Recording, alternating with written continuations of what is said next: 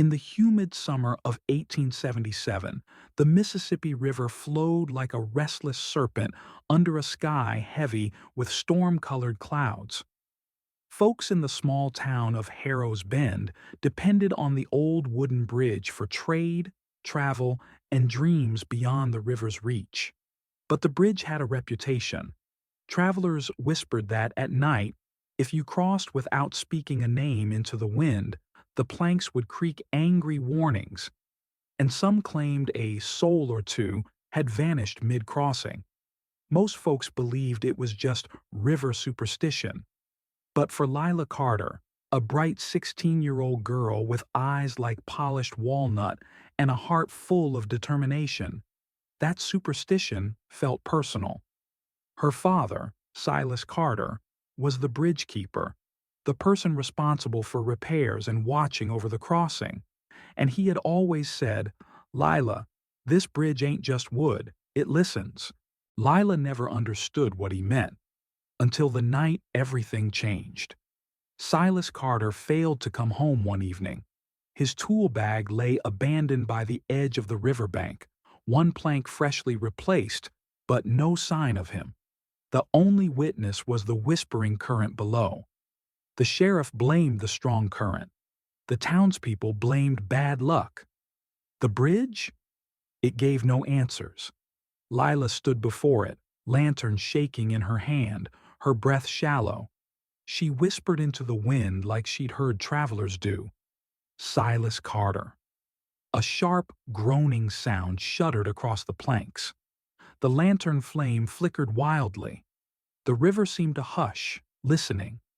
Her father was gone, but she could feel it. The bridge knew something. Jonah Avery, 17, stubborn, and a loyal friend, found Lila perched on the river wall the next morning, boots dangling above the swirling water. "I know you think the bridge swallowed him," Jonah said gently, "but we need real answers." Lila wiped her tears. "My father always said the bridge protects people who treat it with respect." She looked at Jonah. "But if it doesn't know your name, maybe it takes something from you." Jonah frowned. "Lila, bridges don't have feelings." But deep down, Jonah remembered his own encounter as a child. A night crossing with his mother where the wood buckled beneath them until she whispered her name like a prayer. He never told anyone. Maybe Lila wasn't wrong. Inside Silas's workshop, Lila and Jonah discovered an old leather journal hidden beneath spare planks. The first page. "This bridge demands respect and a name. Only then will it allow safe passage." There were notes, sightings of ghostly silhouettes, strange voices calling from beneath the planks, and unfinished lines about a promise made long ago by the town's founders. One page chilled Lila's bones. If the bridge feels forgotten, it takes what it is owed. Jonah swallowed hard.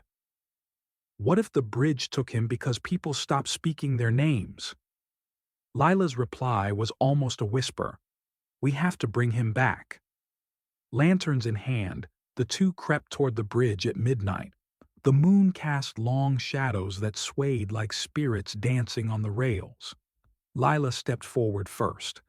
"Lila Carter," she whispered. The boards beneath her feet steadied, almost as if recognizing her. Jonah hesitated. He'd always hated speaking his name aloud. Too many bad memories tied to it. But when he saw the fear in Lila's eyes, he exhaled and said, "Jonah Avery." The groaning wood quieted. Together, they crossed halfway when the wind howled like a wounded animal. Suddenly, a plank burst upward, knocking Jonah down. An unseen force tugged him toward the water below. Lila grabbed his arms. "Say something! Talk to it!" she screamed. But Jonah's voice was trapped in terror. "Jonah Avery!" Lila shouted again, louder this time, as if she were reminding the bridge, not him. The pull lessened. Jonah inhaled sharply and spoke his name. "Jonah Avery. I am Jonah Avery." The bridge fell silent. The plank slid back into place. Jonah gasped, trembling. It knows who we are now." Lila nodded, shaken. The bridge demands a name, but maybe it demands our names, not its own. Yet the journal hinted at more, like the bridge was waiting for something beyond just travelers' identities, something deeper. The next day, they visited the town's oldest resident, Miss Alma Crane, who was nearly 90 but still sharp as a whittling knife. When Lila explained what she'd read, Alma turned pale. "I hoped those promises would stay buried," she muttered. She revealed the truth. The bridge was built after the Civil War by freed slaves and local workers. To honor their unity, they vowed to name it after a child who died during construction, Isaiah, son of one of the builders. But years passed, and the name was never blessed or spoken publicly. His spirit, forgotten, may have grown vengeful. Miss Alma's voice cracked. "A bridge without a name is a soul without rest." The bridge wasn't just demanding any name. It was demanding the one it was owed. That night, rain lashed the river like whips. Thunder rattled windows. Lila couldn't sleep. She dreamed of her father, trapped beneath the bridge, reaching upward, calling her name, while a shadowy figure held him back. She awoke to banging on her window. "Jonah." "We have to go," he said, soaked from the storm. "The river's rising. If we don't act, the bridge could collapse, with everyone's souls." They rushed to the crossing, lightning illuminating the churning waters. The bridge groaned like a wounded beast. Suddenly, a young boy's voice, echoed through the storm. "Do you remember me?" Lila's heart pounded. "Isaiah," she called into the dark. A ghostly silhouette formed at the center of the bridge, a child, drenched, barefoot, eyes brimming with sorrow and anger. "You let them forget me," the boy spirit whispered, wind swirling around him. "No one remembers my sacrifice." Lila trembled. "We're here to change that. We want to honor you." The spirit glared. "Promises are easy to break." Jonah stepped forward. "You took Silas because he cared the most. That's not justice. That's punishment." The spirit's expression wavered, torn between pain and rage. "What do you want?" Lila asked softly. The boy's answer chilled the storm. "Give me my name.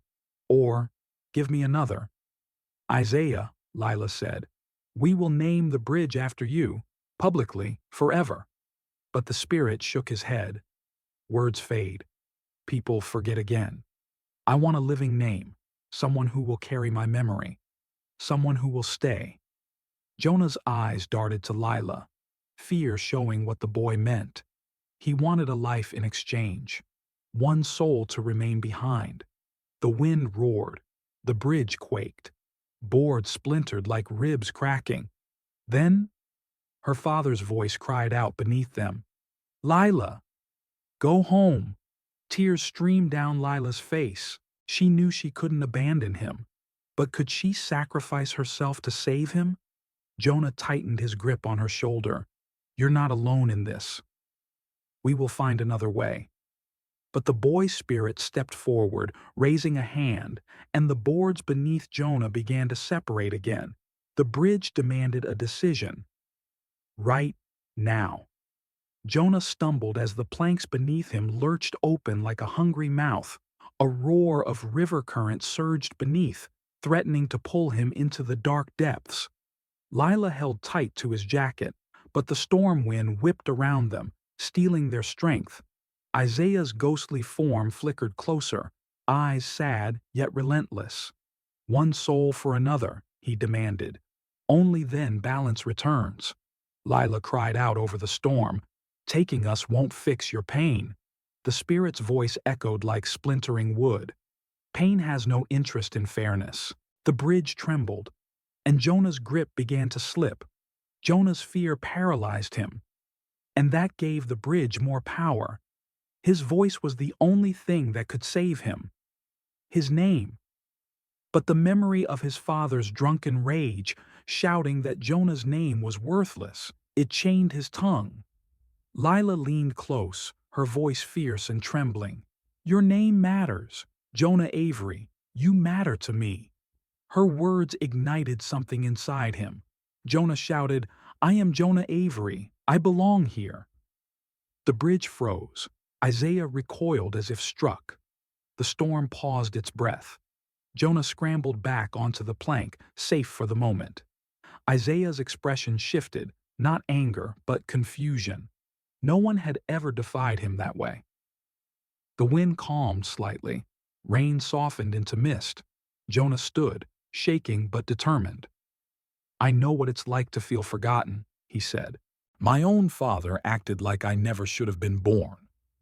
Lila touched his hand, grounding him. "But being remembered, being wanted, it starts with us choosing to live." Isaiah stared, that longing for identity flickering in his ghostly eyes. He whispered, "I only wanted to be loved as much as the bridge I died for." A heartbeat of silence. Then a booming crack shot through the bridge's frame. Silas Carter called again from the unseen underbelly, "Lila." "You don't have much time." Lila stepped forward. "Take me to him." Isaiah hesitated, torn. Jonah protested, "No, it's too dangerous." But Lila's gaze was steady. "If he's trapped, I need to see." The bridge creaked a slow invitation. A plank slid upward, revealing a hollow beneath, dark as a grave. Lila descended, clutching her lantern. Jonah followed. Below the bridge was a twisted maze of support beams, but also a strange, shimmering light, like captured souls. Silas lay suspended in the glow, unconscious but alive. Isaiah watched silently from above. Lila knelt beside her father, gripping his hand. Isaiah floated lower, voice trembling. He called the bridge by name, but not mine. Lila realized something profound. Silas knew the bridge had a name all along, and withheld it, fearing the spirit's anger would grow stronger. Isaiah's hurt was pushed aside for too long. Lila lifted her chin, tears glistening. "You deserved a name. You deserved to be celebrated, not buried." Isaiah blinked quickly, as if trying to remember how tears worked. Lila climbed back to the deck of the bridge. Jonah supported Silas, who groaned awake. The storm continued as if watching. Lila took a deep breath and spoke loudly into the world.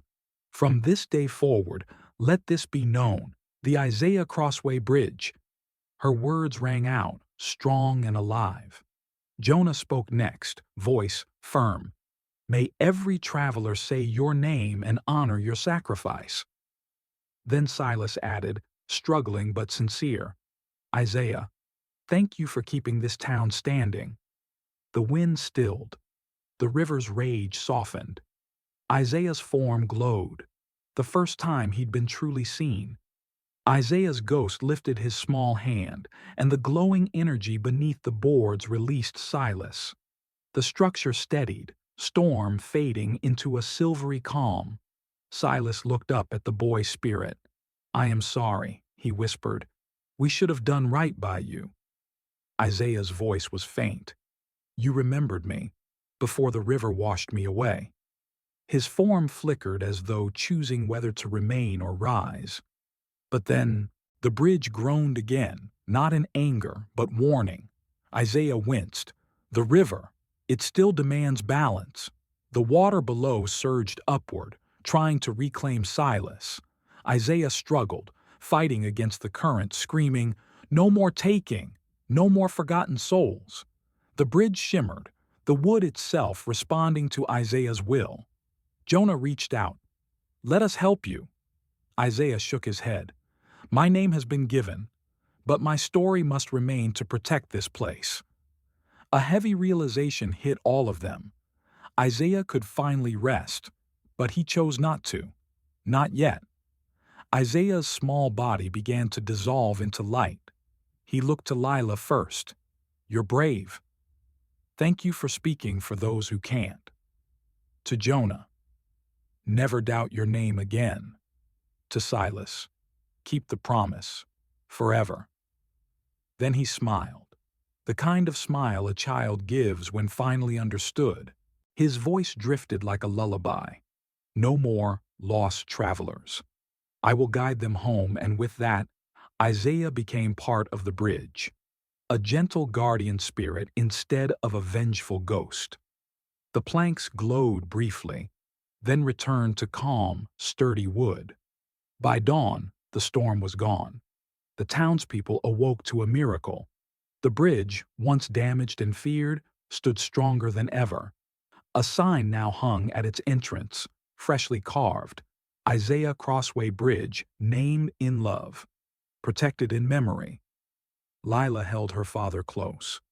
Jonah wrapped an arm around her shoulders, knowing this night changed them permanently. Silas placed his hand on the railing. "The bridge listens," he murmured. "But now it listens with kindness." Every traveler who crossed afterward spoke the name Isaiah aloud, not out of fear, but respect. And sometimes, on quiet mornings when mist clung to the river, a faint laughter of a young boy echoed beneath the planks, not angry, not forgotten, a guardian, finally at peace.